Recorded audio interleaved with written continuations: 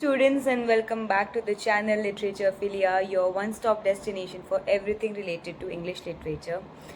तो UGC net की एक नई गाइडलाइन आई है फॉर 2024 एग्जामिनेशन। और जैसे कि हम लोग कह ही रहे थे कि एक स्कैम ऑलरेडी इन लोगों ने किया था एनटीएस यूईटी के द्वारा, ये एक और बड़ा स्कैम करना चाहते हैं। Now the purpose is to do like a bigger scam than ever, जो कभी एग्जिस्ट नहीं किया है in the history of examinations.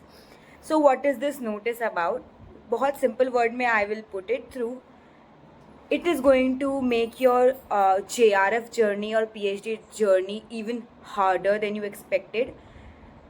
Basically अब से एग्ज़ाम के रिजल्ट्स 3 कैटेगरी में आया करेंगे। जैसे पहले 2 कैटेगरी में आते थे। एक होता था कि आप नेट क्वालिफाइड हैं बिकॉज ऑफ सर्टेन नंबर, दूसरा होता था कि आप JRF क्वालिफाइड है because of certain number. But now things will be changed. 3 categories होंगी। पहली कैटेगरी होगी कि आप JRF क्वालिफाइड हैं obviously with that net. Second category होगी आपकी नेट क्वालिफाइड विथ, जिन्होंने नेट क्वालिफाइड किया होगा सर्टेन नंबर पे, with they can give PhD entrances. Basically they don't need to go and give PhD entrances at different universities. It is basically the CUET only, जिसने थोड़ा सा ऐसे mask पहन लिया है आपके UGC नेट का। तो आपको जिस तरह से स्कैम किया गया था CUET के द्वारा, बिल्कुल वही काम ये लोग भी कर रहे हैं।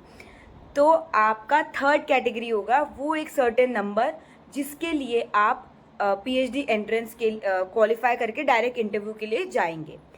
ये हो गई ऑल इन ऑल बात। अब इस स्कैम को समझने की कोशिश करते हैं। बेसिकली अभी तक अगर आपके 195, 197 या 200 पे नेट या JRF हो रहा, अब now it's going to be harder for you. Why? Because अब हो सकता है 190 नंबर लाने पे आपका PhD एंट्रेंस ही क्वालिफाई हो, 200 लाने पे आपका नेट क्वालिफाई हो, और शायद 250 लाने पे आपका JRF क्वालिफाई हो। आप क्राउड इकट्ठा कर रहे हैं। जो बच्चे PhD के लिए अलग रहते थे वो भी इसमें आएंगे, राइट? नाउ ये इसलिए किया जा रहा है ताकि बहुत ट्रांसपेरेंसी बढ़नी चाहिए, क्योंकि बहुत सारी ऐसी स्टेट लेवल की यूनिवर्सिटीज़ हैं, इनफैक्ट सेंट्रल भी, जो कि एडमिशन्स लिंक्स के थ्रू या फिर रेफरेंसेस के थ्रू लेती है। तो ये एक ट्रांसपेरेंसी बनाना चाहते हैं, जो कि बहुत सरासर झूठ है, क्योंकि ये आपसे UGC नेट दिलवाएंगे जिसमें आप एक PhD एंट्रेंस के लिए क्वालिफाई करेंगे, और उसके बाद से आपको अलग अलग रिस्पेक्टिव यूनिवर्सिटीज़ के भी फॉर्म डालने होंगे, और वहाँ उनको जो मर्जी आता है वो वही करते हैं। क्योंकि NTA हमेशा ये कह देता है, आपको स्कोर कार्ड थमा देगा जैसे CUET ने किया था, और कह देगा we are not responsible for the further things. इसके आगे का काम यूनिवर्सिटीज़ का है। तो obviously where is the transparency? In fact अब तो और ओपेक हो गया, क्योंकि हमें नहीं पता कि यूनिवर्सिटीज़ में CUET का कट ऑफ क्या जाएगा। Now comes the biggest shock of the year, that is UGC net का सर्टिफिकेट लाइफ टाइम के लिए वैलिड रहता था, पर अब इन लोगों ने ये सब कुछ चेंज कर दिया है, and it will be valid for only a year. इसका मतलब है अगर आपने UGC नेट क्वालिफाई किया तो आपका वो सर्टिफिकेट की वैधता 1 साल के लिए है। 1 साल में PhD कहीं पे करने लग गए तब तो वेल एंड गुड, नहीं तो फिर दूसरे साल वापस UGC नेट क्वालिफाई करना पड़ेगा। जस्ट ट्राई टू अंडरस्टैंड, क्योंकि इनको तो चाहिए ना कि साइकिल बनी रहे, इनको चाहिए कि हर साइकिल में पैसा आते रहे, बच्चे बढ़ते रहे।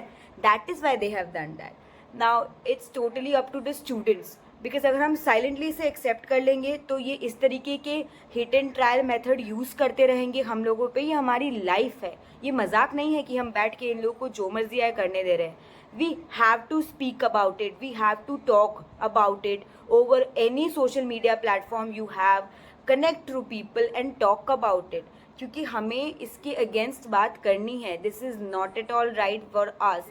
कुछ चीज़ों का डिसेंट्रलाइजेशन बहुत इंपॉर्टेंट होता है। आप हर चीज़ को सेंट्रलाइज करके नहीं चल सकते। इस तरह से तो आप बच्चों की लाइफ को हेल बना रहे हैं। आई रियली होप कि आप लोग इस चीज़ को समझ पा रहे हैं, एंड एक डिफरेंट तरीके का ब्रोशर भी आने वाला है सून on the website. I am literally very upset from the core of my heart for the fellow students who are going to appear for the June examination. In fact, I was planning to get the JRF, which I always wanted, but now it seems like an unachievable dream for me now. I am literally upset with the whole decision.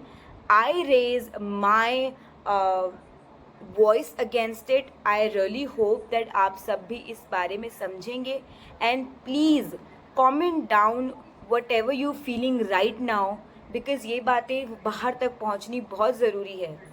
Thank you so much for watching.